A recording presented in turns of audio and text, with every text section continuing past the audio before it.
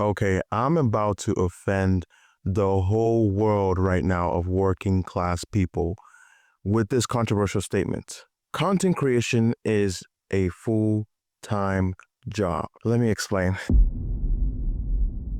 Okay, so I know that was such a big claim to make right now, but hopefully I get a chance to explain why I think it is a full-time job.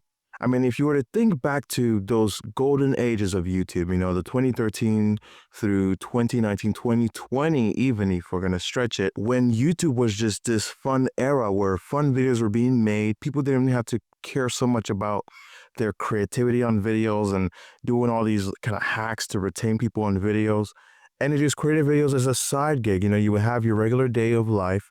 You would go to work, you would go to school, whatever it may be. You had your little phone and you record videos, you record little friendly pranks, and it would go viral on YouTube. You would get like 6 million views and all that kind of stuff. And it was just seen as this side thing. And then if you were getting money from it, you were very lucky to get money from it. But you remember that time when everyone was isolated in their own houses and we couldn't really go anywhere, right? Remember that time? A lot of more content was being put out. And I think during that time, the market got so saturated with content creators and all these videographers, cinematographers posting all these nice things on Instagram. And that's when short form content actually boosted up. So that's when TikTok became a big thing. And that's when Instagram started competing with TikTok.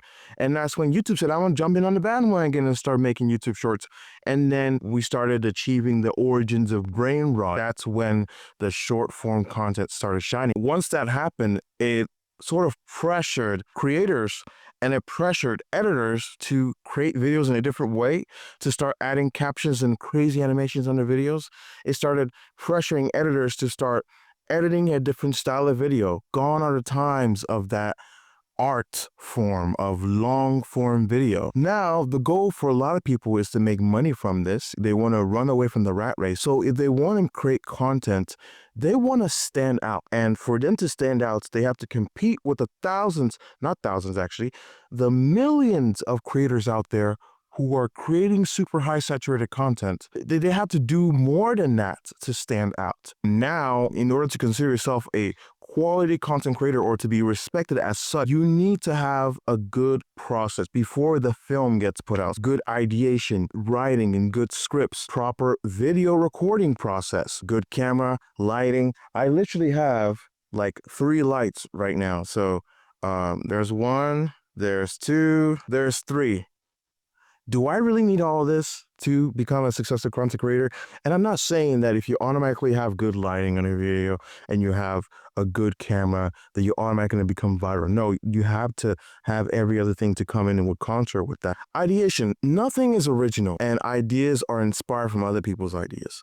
Finding inspiration on what to record, what your subject matter is, in order to record a video, that takes its own time. Then we move over to the writing section. Writing can take as long as it can take. It can take literally a day. Now, I'm assuming you probably already have a full-time job. You're not going to have the whole day to write 4 or 5 videos, however your schedule is online. So I'll give you, let's say, 3 to 5 hours. That sounds like a lot of time, but trust me, once you start writing videos and you start writing quality videos, you're going to understand that writing actually is not supposed to take 3 to 5 hours. It's supposed to take more, because not only are you writing a video and thinking it's a good idea, you have to go back and delete stuff and edit stuff and then go back, delete stuff and edit stuff again. You have to change your hook and do all this extra stuff because, again, the market now is saturated. Before, I didn't even know what the fuck a hook was.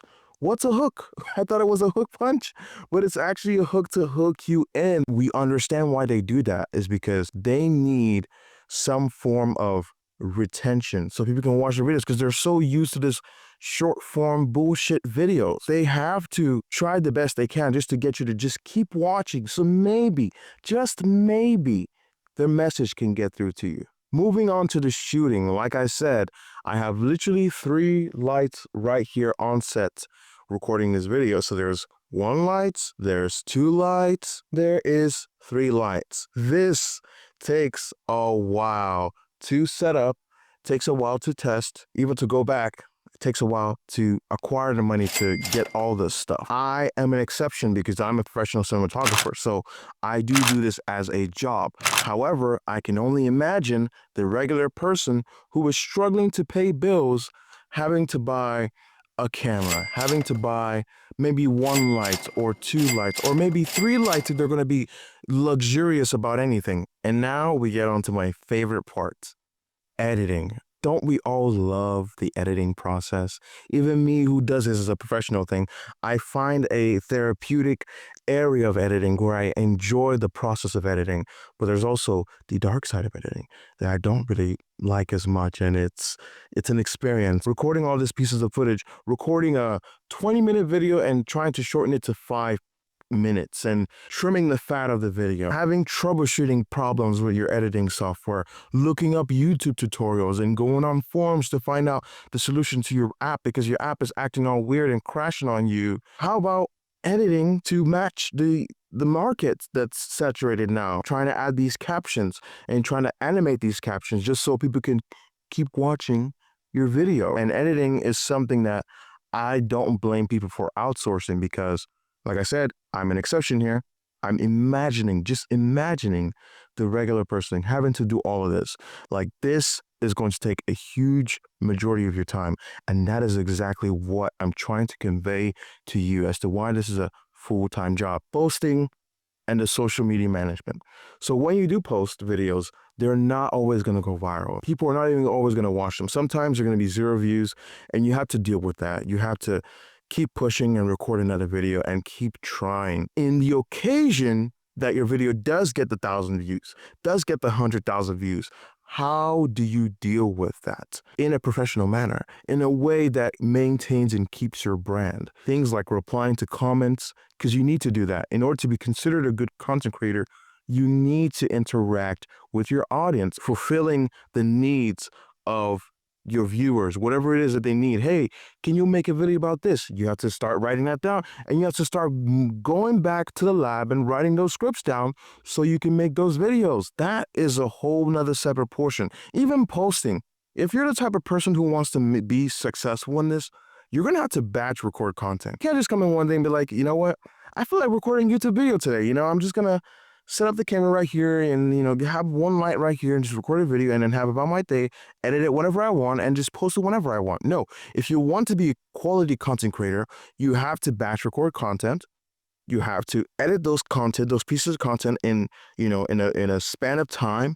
Maybe it might be 2, 3, 5 videos, even 10 videos, no matter how crazy you're going. I'm still thinking about the regular person having to think about this and deal with all of this because it's way too much. Even I barely have time. You want to know how much time I have? Last time I posted a video on social media was like more than a year ago. It was last year in June or July or so. A lot of the content creators that you watch out there who are successful now in this saturated market, they're not alone. All of this is just one big journey. And it's also a slight warning to you. It's a warning that if you truly want to take this seriously and you want to become a very successful content creator that stands out, you need to put time in this, especially in this phase in which you are alone. Yes, you have a day job. Yes, you may have school and other responsibilities to attend to. But if you want to come here on social media and actually succeed by yourself at first, you need time. And that's why I came up with the concept of content creation being a full-time job. Now, I'm not saying from henceforth you start the next couple of days clocking in 40 hours a week on creating content. What I am saying is start this whole thing part-time, maybe 20 hours a week. Spend about 3 to 5 hours writing videos. Spend about 2 hours recording your pieces of content.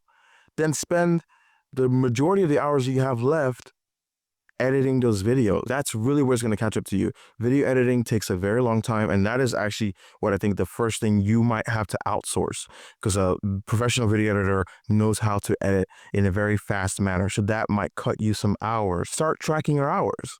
And I'm serious about this. I literally track my hours on this app called Clockify, not sponsored, but I literally just press and I time myself when I'm writing a video. I stop. I time myself when I'm recording. I stop. I time myself when I'm editing.